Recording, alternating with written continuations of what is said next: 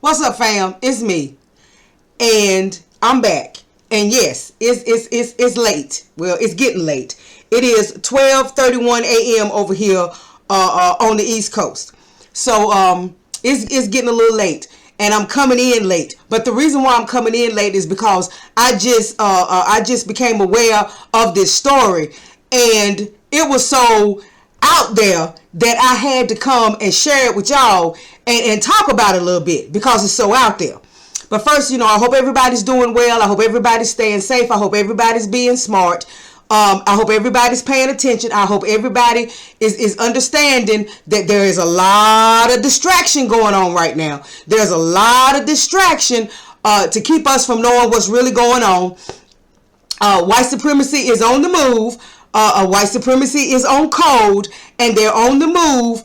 And their main thing right now, along with some of the other stuff that they're doing behind the scenes, with the buying up of all this prime real estate and prime farmland, and with the talking about the mass production of these robots and things of that nature. Oh, and one more thing, I posted this on my community page. But I want y'all to know that I went back and did what I told y'all to do. I went back and I watched iRobot. And for any of you who have decided that you're going to go back and watch iRobot, I want you to pay real close attention to something.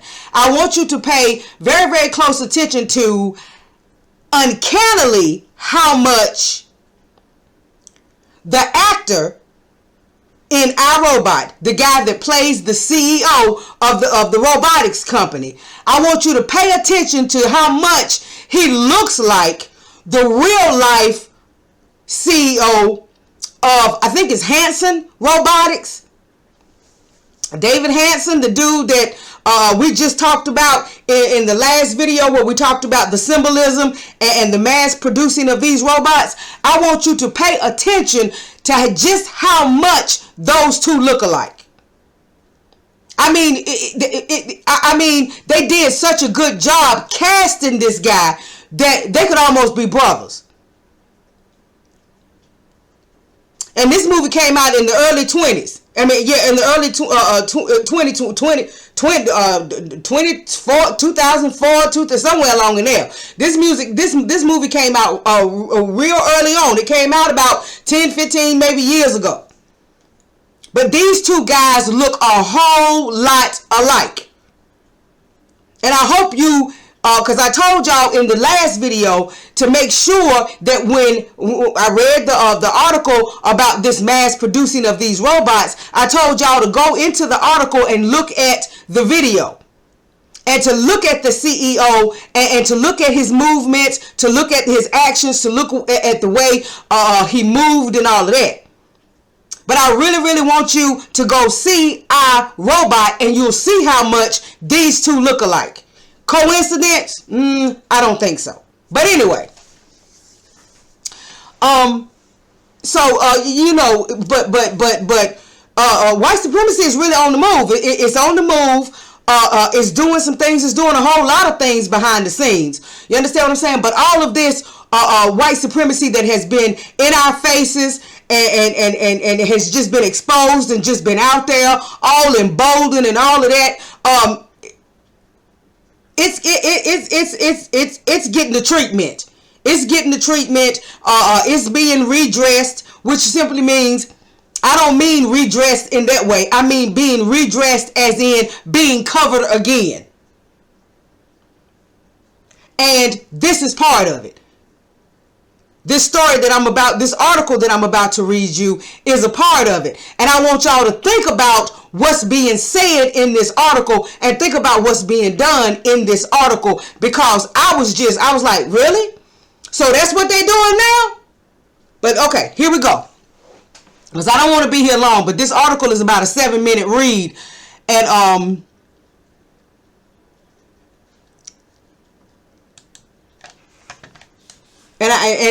I think I want to read all of it.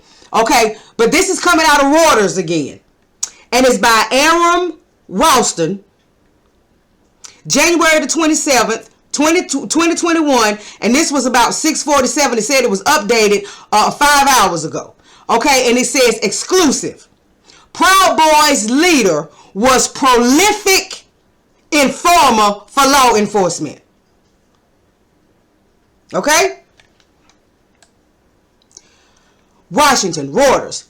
Enrique Tarrio, the leader of the Proud Boys extremist group, has a past as an informer for federal and local law enforcement, repeatedly working undercover for investigators after he was arrested in 2012, according to a former prosecutor and a transcript of a 2014 federal court proceeding obtained by Reuters. So yes, they have outed this dude. They have outed him, and they're putting it all over mainstream media that this dude Tarrio, who we've already talked about this before, he is no longer the leader of the Proud Boys. The guy stepped in, that Chapman dude or whatever his name is, stepped in and said that he was no longer the leader, that they were taking it back and they won't have no more grifters and all of this. But they continue, mainstream media continues to push this narrative that this Enrique Tarrio dude is the leader of the Proud Boys. But anyway, but they have basically decided that they are going to out this man on mainstream media. That they are going to let the whole entire world know that he was an informant for law enforcement. Okay? Now, let's just keep reading. In the Miami hearing, a federal prosecutor, a Federal Bureau of Investigation agent, and Tarrio's own lawyer described his undercover work and said he had helped authorities prosecute more than a dozen people in various cases involving drugs, gambling, and human smuggling. And we're not talking about this little small town time drug dealing that you see in the hood and all of that. No. That's not what we're talking about. We're talking about moving and pushing big weight, kilos, and that type of stuff. And those folks will lay you down if they find out that you were working as an informant, that you were working undercover. Even if it's years and years after the case, they will still find you and lay you down. Tarrio, in an interview with Reuters Tuesday, denied working undercover or cooperating in cases against others. I don't know any of this, he said, when asked about the transcript. I don't recall any of this. Of course he's denying it. This man has this deep association with the Proud Boys. You understand what I'm saying? A white supremacist, white nationalist, white extremist group that's involved in all kinds of violence and all of this kind of stuff. And this guy does not want it to come out that he's ever been an informant working with the FBI, working with any form of law enforcement. So of course he's going to deny it. Law enforcement officials and the court transcript contradict Tarrio's denial. In a statement to Reuters, the former federal prosecutor in Tarrio's case, Vanessa St. Johannes, confirmed that he cooperated with local and federal law enforcement to aid in the prosecution of those running other separate criminal enterprises, ranging from running marijuana grow houses in Miami to operating pharmaceutical fraud schemes. So they all out in this man. You understand what I'm saying? And this is not something that you normally see. Normally, they take all kinds of precautions. They take all kinds of measures to protect their informants and to keep secret the identity of their informants. Most of the time, they don't actually come out and admit that somebody was an informant or somebody was working with law enforcement as an informant or whatever. Most of the time, they don't admit that unless that person is dead. Very seldom do they come out and just come out themselves and admit something like this. Usually, you hear rumors, people suspect stuff and all of that. But very seldom do the people in law enforcement, very seldom do they come out and say, yes, this person operated as an informant. Yes, this person worked with us. Yes, this person was an agent for us. This person worked undercover for us. Most of the time they don't, because they want to continue to have the ability to use that person undercover. But you got prosecutors, you got FBI agents, you got this man's own former lawyer coming out and just putting him on blast. Tarrio, 36, a high-profile figure who organizes and leads the right-wing Proud Boys in their confrontations with those they believe to be Antifa, short for anti-fascism, and amorphous and often violent leftist movement. Okay, this ain't got nothing to do with Antifa, okay? This ain't got jack to do with Antifa, so don't get it twisted. That's the only reason why they threw this in here, was to try to get it twisted. This ain't got nothing to do with Antifa. Antifa didn't have anything to do with what happened up there on the Capitol January the 6th. And that's what this is all about. Okay, make sure you understand that that's what this distraction, to throw this man out here, to throw this man to the wolves and sacrifice him, is all about protecting the white supremacists that stormed the Capitol January the 6th. Okay, now just listen. The Proud Boys were involved in the deadly insurrection at the Capitol January the 6th. Now remember, Reuters was the one that just reported, and we just did a video on it a couple of days ago. They were the ones reporting that all of a sudden the Proud Boys and the 3%ers and the Oath Keepers and all of that, all of a sudden these white supremacist organizations were backing up off of Trump and taking their support from Trump, and all of a sudden calling him weak and all of this. And welcoming Joe Biden and talking about they gonna go dark and they gonna retreat and all of that. And remember, I reminded you that right before the election back here, April or whatever of I think it was 2019,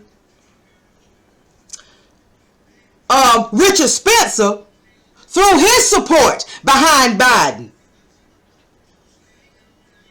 He took his support away from Trump and the GOP and threw his support behind Biden.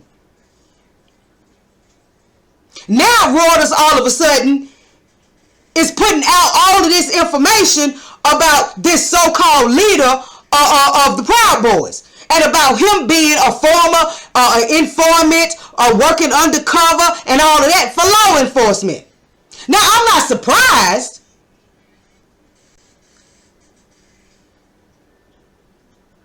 because we already know that law enforcement and white supremacy go hand in hand. So for a white supremacist, and that's exactly what this Enrique Tarrio is, he's a white supremacist, and he has that white supremacy mindset. He has that, he has decided that he's going to align himself with white supremacy, with that power system. You understand what I'm saying? And he's willing to follow that main tenet of white supremacy, which is to protect whiteness at all costs. So it's no surprise that you know, he's in cahoots with law enforcement, and he's under the scenes, undercover, helping law enforcement and all of this kind of stuff. But for them to put him out here like this, and not just as a rumor, but talking about court transcripts and talking about former prosecutors said this, and you know, and all that. I mean, this is more than just innuendo. This is more than just rumor or whatever. This is just them putting this man out to dry.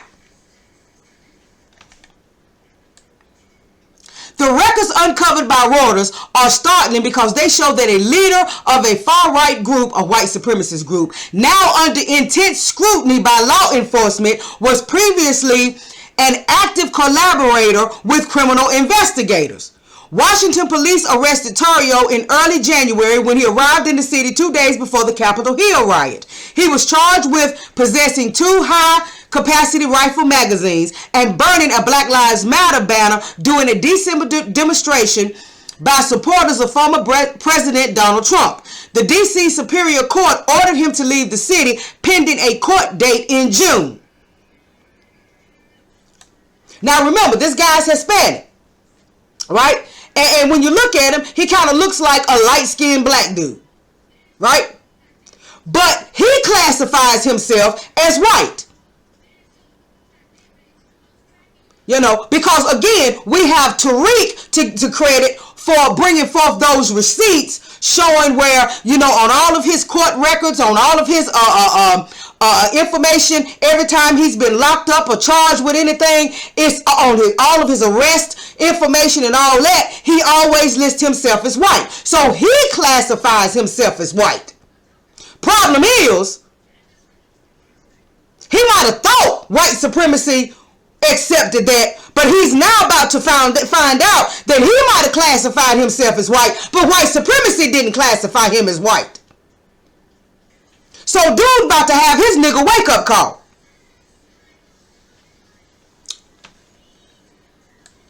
Though Tarrio did not take part in the Capitol insurrection, at least 5 Proud Boy members have been charged in the riot. The FBI previously said Tarrio's earlier arrest was an effort to preempt the events of January 6th. The transcript from 2014 shines a new light on Tarrio's past connections to law enforcement. So see, now they trying to connect him to law enforcement, all kinds of stuff. See, this nigga getting ready to be the scapegoat. This nigga getting ready to be the distraction. This nigga getting ready to be the one that all of this stuff falls back on. You understand what I'm saying? In order for them to protect all that whiteness. See, they got to protect all that whiteness that was involved in the events of January the 6th. They got to protect the whiteness. So now, since they can't find nobody else black or nobody else that they call quote unquote a person of color or whatever, nobody else non-white that they can blame this on and that they can pin this on. Now, this dude that wanted to be white, wanted to be all up in the mix with white folks, wanted to be all up in the mix with white supremacy, wanted to be all up in the mix with the Proud Boys and all of this, now you gonna get your opportunity. Because they getting ready to use you as the scapegoat. During the hearing, the prosecutor and Tarrio's defense attorney asked the judge to reduce the prison sentence of Tarrio and 2 co-defendants. They had pleaded guilty in a fraud case related to the relabeling and sale of stolen diabetes test kits. So you know how they do. You know how the FBI do. You know how the CIA do. You know how the government does. When they want to use you to infiltrate, when they want to use you as an agent, when they want to use you to be an informant, a collaborator, to go in undercover or whatever. You know, if you got charges against you and they big enough, you're looking at some years. You understand what I'm saying? Possibly life in prison or whatever. Here they take you to the side and they let you know, okay, well, we'll make that disappear if you do this for us. If you help us out, we'll help you out. So that's what sounds like was going on here. He was looking at facing some charges. You understand what I'm saying? And they hit him with the, if you help us out, we'll help you out. The prosecutor said Tarrio's information had led to the prosecution of 13 people on federal charges in 2 separate cases and had helped local authorities investigate a gambling ring. Now, somebody that's helping you bust folks like that and helping you bring down gambling rings and all kind of pharmaceutical fraud and human trafficking and drugs and all of that, you're not going to just out that person. You're not just going to put all of that out on mainstream media and expose that person. Because you know that there's the possibility that you can use that person again. But they putting all his business on Front Street. As Tariq say, they got him all up on the Summer Jam screen. Tarrio's then lawyer, Jeffrey Fowler, said in court that his client had worked undercover in numerous investigations, one involving the sale of anabolic steroids, another regarding wholesale prescription narcotics, and a third, targeting human smuggling.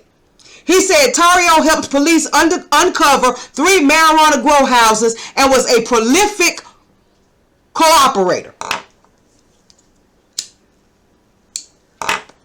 So let's guess the ethnicity of the folks that, he was infiltrating, or that he was going in as an undercover and all of that. 9 times out of 10 they were Hispanics, because we talking about Miami. You understand what I'm saying? And the Cuban and the Puerto Rican and the Hispanic presence is huge. So 9 times out of 10 they were Latin folks, or people from South America, Central America, or whatever. In the smuggling case, Tarrio, at his own risk, in an undercover role, met and negotiated to pay $11,000 to members of that ring to bring in fictitious family members of his from another country. So that goes to show that he was going in undercover as an immigrant.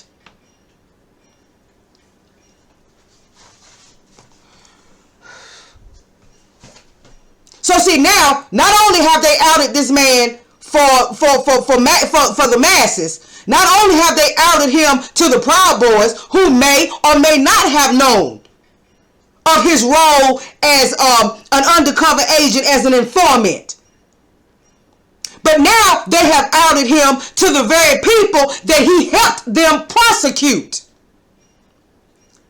You understand what I'm saying? By giving all of this description in mainstream media, giving all this description of the cases, all this description of his participation in the cases, all of this description, dates, and all of this kind of stuff, giving out his attorneys, his former attorney's name, and all of this kind of stuff.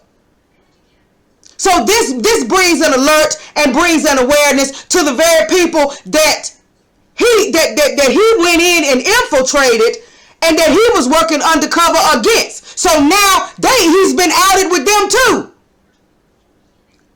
So they got this dude out here with a huge price on his head and a huge target on his back.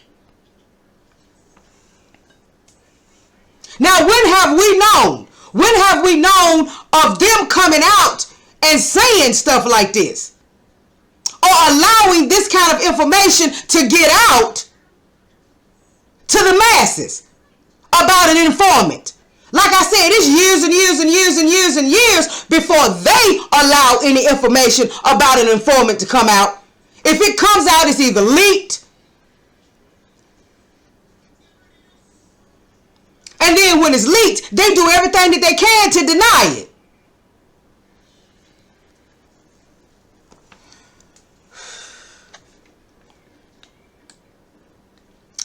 In an interview, Fowler said he did not recall details about the case, but added, "The information I provided to the court was based on information provided to me by law enforcement and the prosecutor." An FBI agent at the hearing called Tarrio a key component in local police investigations involving marijuana, cocaine, and MDMA, or ecstasy. The Miami FBI office declined comment.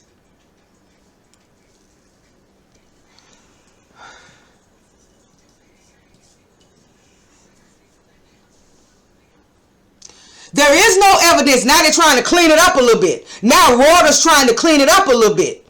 You understand what I'm saying? Ain't nowhere in the world this article would have made it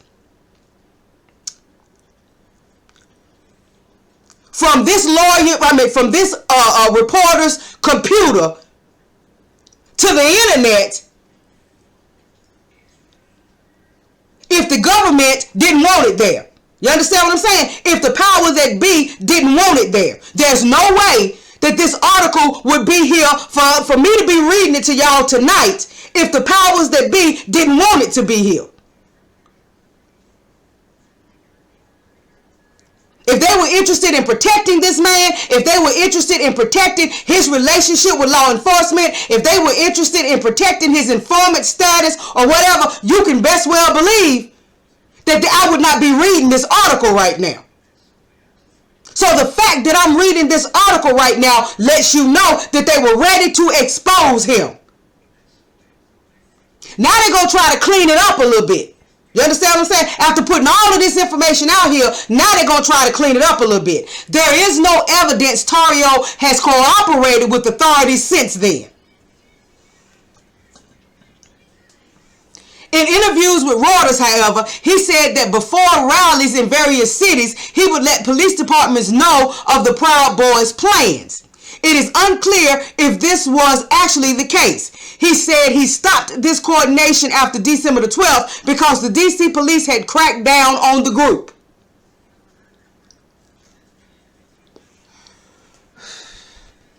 So they put all of this out here about this man. Blow the whistle on this man. You understand what I'm saying? Pull the cover off of this man. Revealed who this man really was and what he was really doing. And they're going to try to act like they're doing it to show that there was some kind of relationship between him, the Proud Boys, and the police. No.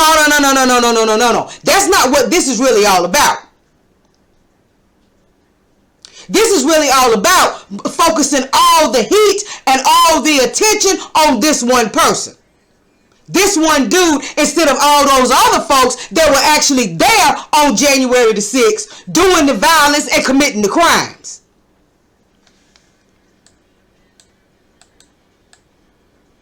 Tarrio on Tuesday acknowledged that his fraud sentence was reduced.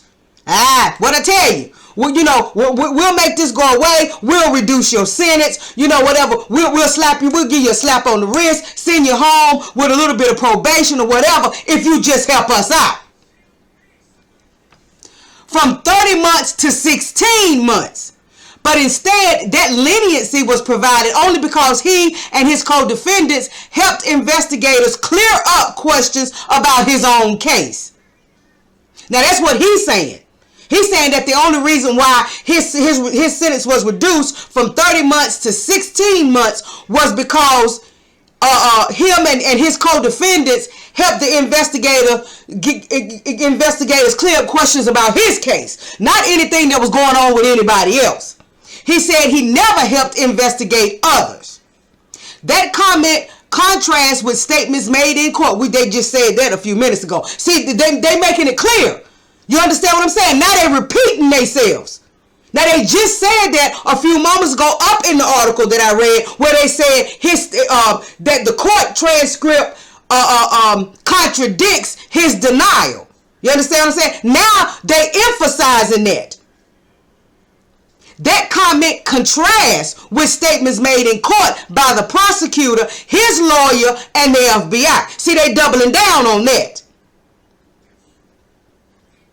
The judge in the case, Joan A. Leonard, said Tarrio provided substantial assistance in the investigation and prosecution of other persons involved in criminal conduct.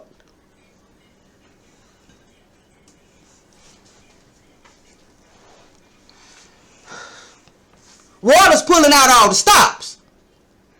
And they making sure that you don't miss that what the court documents, you understand what I'm saying, and what the court transcripts say are directly opposite of what he's saying and contradict his denials.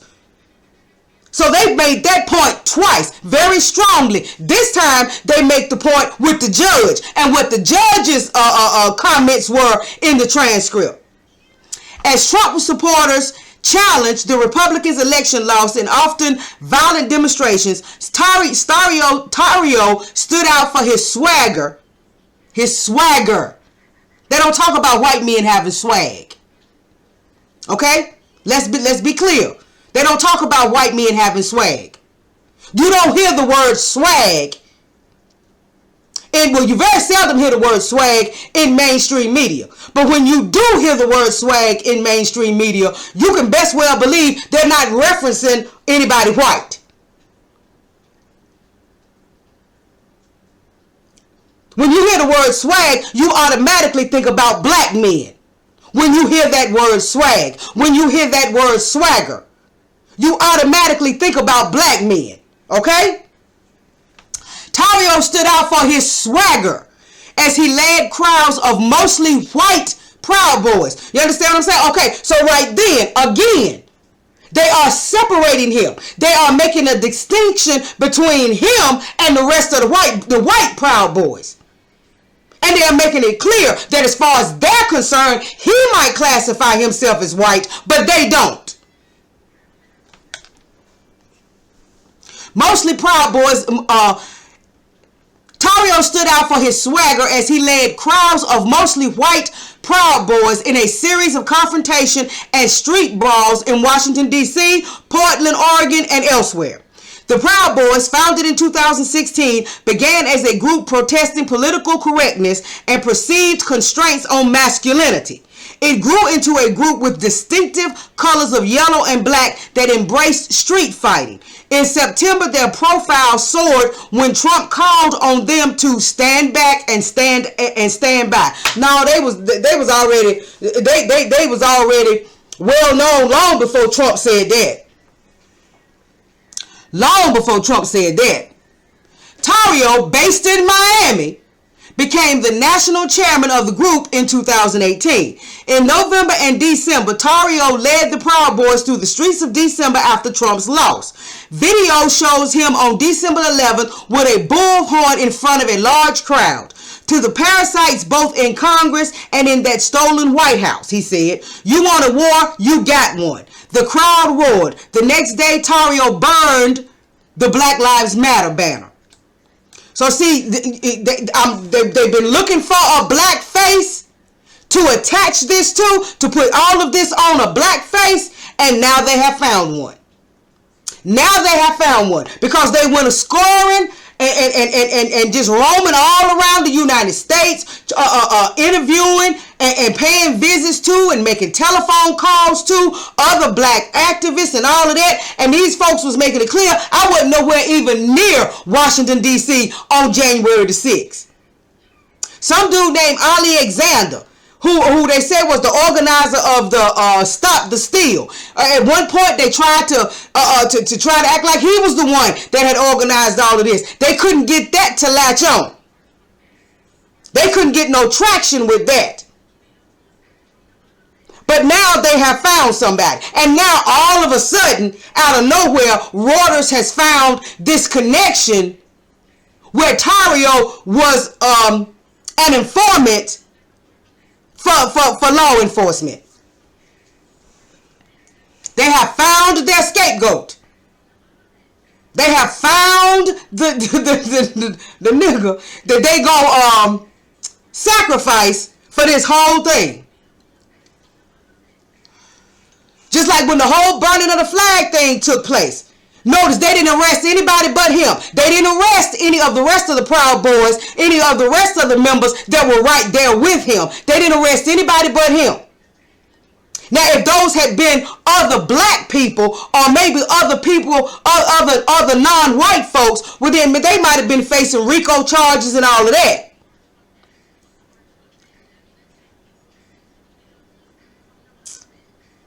But Reuters has put all of this man's business, all of it, out here for public consumption.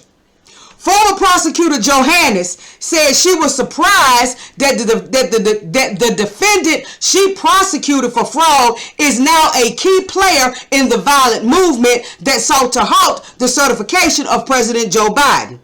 I knew that he was a fraudster, but had no reason to know that he was also a domestic terrorist. A domestic terrorist. We have not heard anybody else that was up there being called individually a domestic terrorist. We haven't heard anybody else being called that. Baker Alaska was up there. The dude that had his foot up on Nancy Pelosi's desk. The dude that had on the Viking horns and all of this. None of these people, none of them have been singled out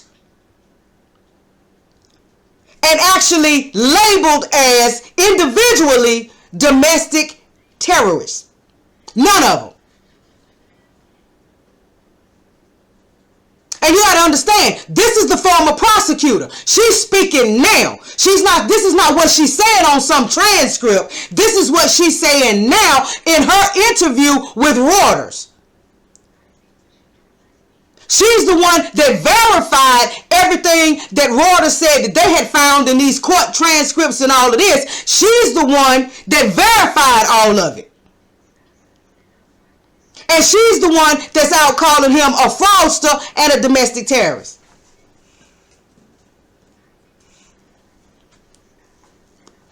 Who do you think gonna be hit with domestic terrorism charges?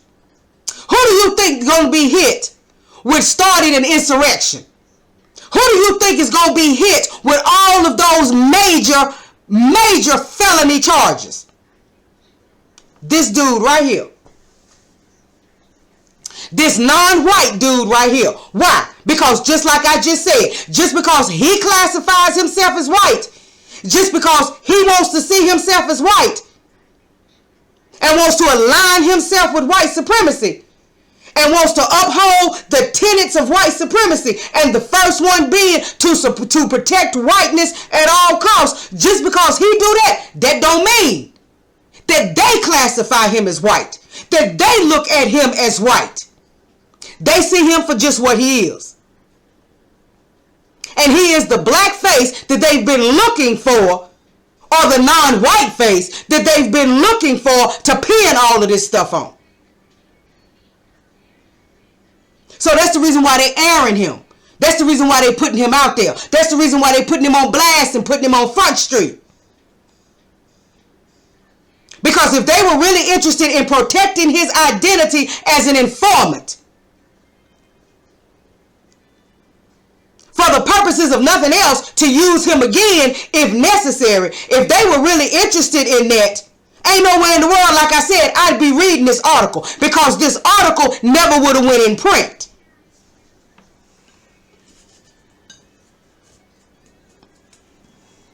And while he denied it, he got the former prosecutor herself confirming that it was him, confirming that he was acting as an investigator, that he was acting as a collaborator with law enforcement, confirming all of this, and calling him a domestic terrorist.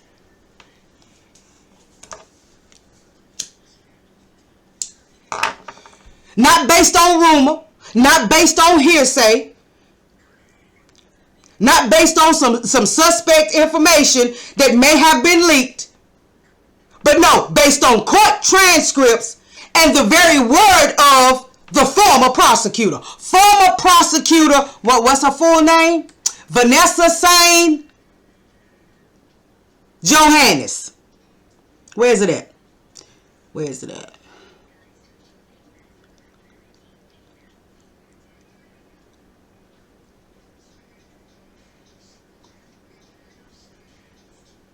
Hold on, I'm trying to find her name. I'm moving so fast I done ran by it. Yeah, here it is. Law enforcement officials and the court transcript contradict Tarrio's denial. See, that's where they said the first time up in the beginning part of the article. Then they double down on it again in the second part of the article, letting you know that he may be denying it, but we got court transcripts, we got official testimony, we got the comments of the judge, and we also have this former federal prosecutor in this case. Law enforcement officials and the court transcript contradict Tarrio's denial. In a statement to Reuters, the former federal prosecutor in Tarrio's case, Vanessa Sain Johannes, confirmed that he cooperated with local and federal law enforcement to aid in the prosecution of those running other separate criminal enterprises, ranging from running marijuana grow houses in Miami to operating pharmaceutical fraud schemes. Now that's what she said the first time, when she confirmed that it was actually him and that he actually was working with law enforcement. Then she comes down at the end of the article and says, quote, I knew that he was a fraudster, but had no reason to know that he was also a domestic terrorist, she said. Former prosecutor Johannes. And that's what she's saying now in 2021. So she's making sure that it's understood that his denials don't mean anything. You understand what I'm saying? And that he's basically just lying. And she's here to confirm that everything that Reuters is reporting about him is true. And on top of that, he's a domestic terrorist. Like I said, you ain't heard nobody else. Yeah, they have called it an act of domestic terrorism. Yes, they have called them thugs. Yes, they have called all the people involved domestic terrorists. But you have not heard them label not one individual person that we know for a fact was a part of that. You have not heard them label not one individual person a domestic terrorist. But she has now labeled this Enrique Tarrio dude. She has now labeled him a domestic terrorist.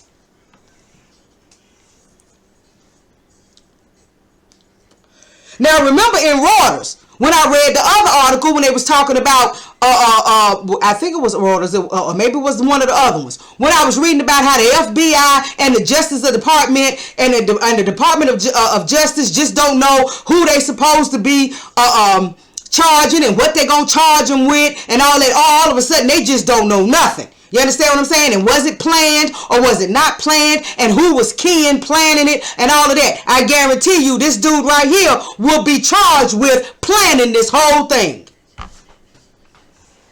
Every major charge and major felony that can come out of this, he gonna get hit with it. Not none of the rest of them. Why? Because white supremacy is on code and it has circled its wagons and it is upholding that first and major #1 tenet of white supremacy. Protect whiteness at all costs.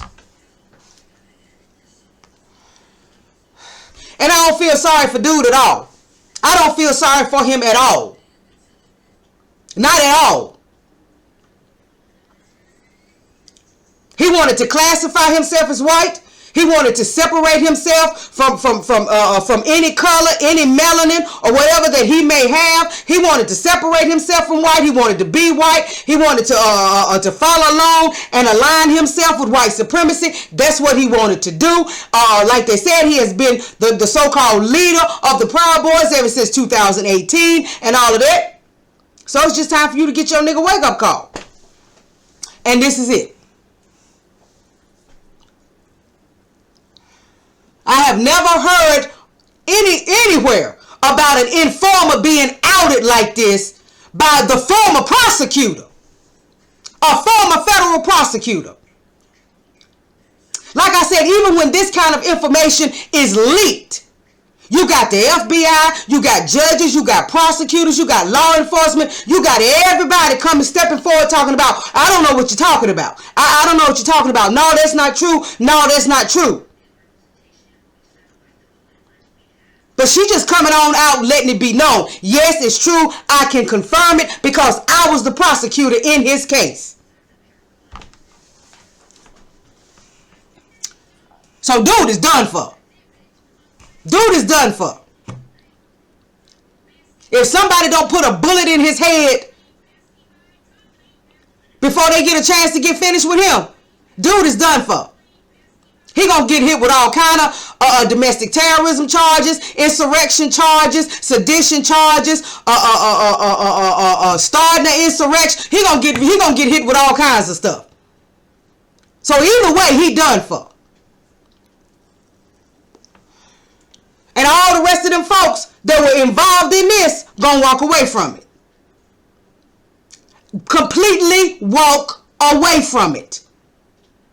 Why? Because they have found the black face, or as close to black as they could get. They have found the non-white face to put on this. They were gonna try to put it on Trump. But Trump's still white. We'll put it on Trump if that's the last resort. If we can't find nothing else to do, then we'll put it on Trump. And he'll become the sacrificial lamb. But then they stepped back and they said, hold up, wait a minute. Look over here. We got this dude. Let's use him.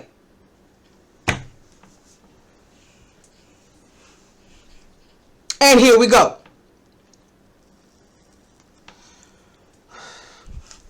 So I just wanted to bring y'all this story because, you know, when I started reading it and I started reading how, you know, they just outing this man and just, you know, and just letting it be known that this man was an informant, you know what I'm saying? And they giving all of this detail and breaking it down and describing the case and all of this and calling the lawyer's name out. And calling old girl's name out, the former prosecutor and all of that, so that whoever else might have been involved in those cases or whatever, so that they could know exactly what they were talking about. So this dude gonna have all kinds of folks looking at him funny now. He gonna have all kinds of folks looking at him side-eyed now. He gonna have all kinds of folks after him now. So like I said, either one way or the other, he done for.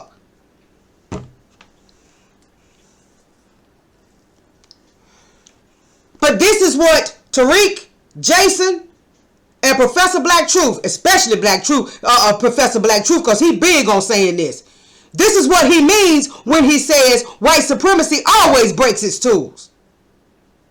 Always breaks them. When they have no more use for you.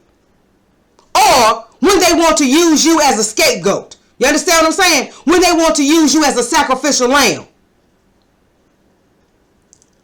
When they want to use you to protect white supremacy. So he has wanted to be the face of white supremacy since 2018. Well, now it's his opportunity to really be the face of white supremacy. To really be the face of white supremacy. This is his opportunity. Because they're going to swear all out. He was the one that organized that whole thing. They're going to swear all out that because he was the one that was involved and because of all the stuff that had went on in D.C. with him prior to this, it wasn't no coincidence that they only arrested him for burning a Black Lives Matter flag. Like they give a damn about a Black Lives Matter flag.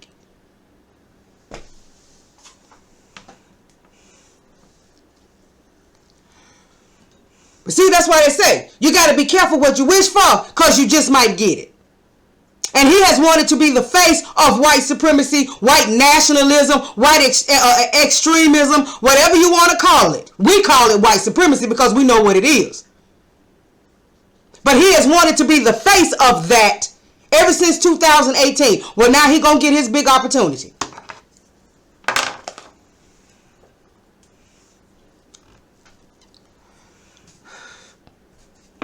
And now he will get to go down in history as the face of white supremacy.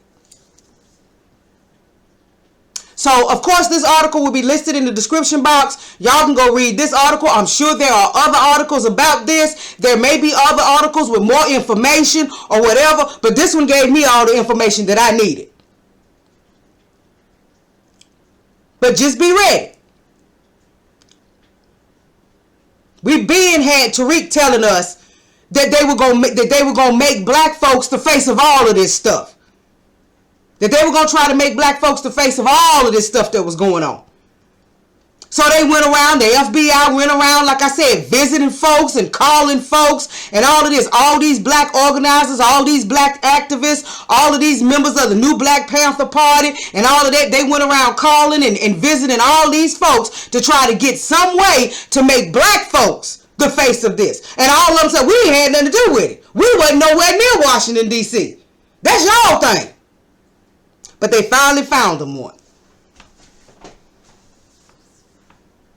So he finally gets his wish. He finally got what he wished for. And that is to be the face of white supremacy. Because they are going to make him the face of and the fall guy for all of that took place up there on January the 6th. Because they know they can't punish none of them white folks. A house divided against itself cannot stand.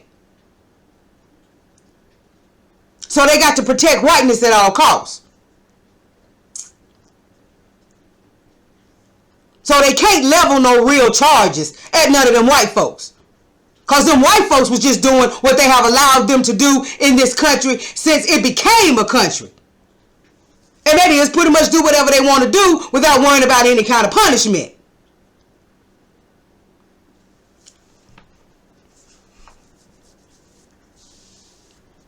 So here it is. But like I said, based on this, dude is done either way.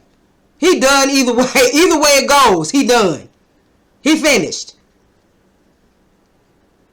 So like I said, y'all get down in the description box, read this article, find other articles. Again, remember to go watch that I, Robot movie and see the very, very uncanny, very strong resemblance between the real CEO of Hanson Robotics and the CEO of the robotics company in the movie.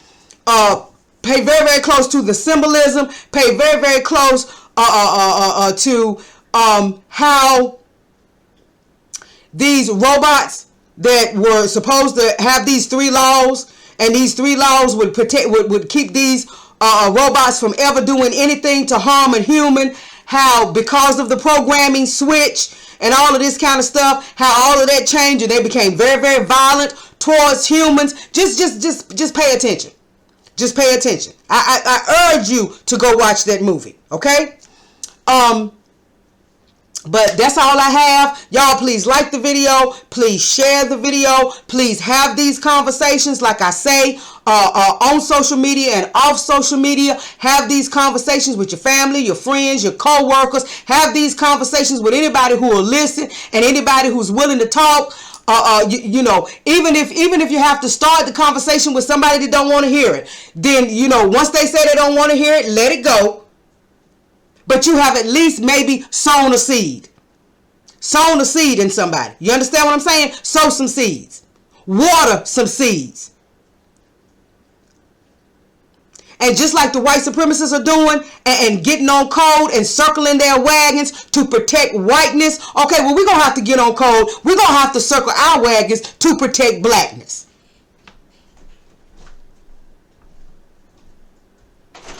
So remember that. If you are not subscribed to the channel, please subscribe to the channel. For those of you who are subscribed to the channel, you do not know how much I appreciate you. I thank you so very much for your support, for your comments, for your likes, your dislikes, you know, and so let's just keep these conversations going and let's keep each other informed and let's not get caught up in the distractions. Okay? All right. Y'all have a good one and I'll talk to y'all soon.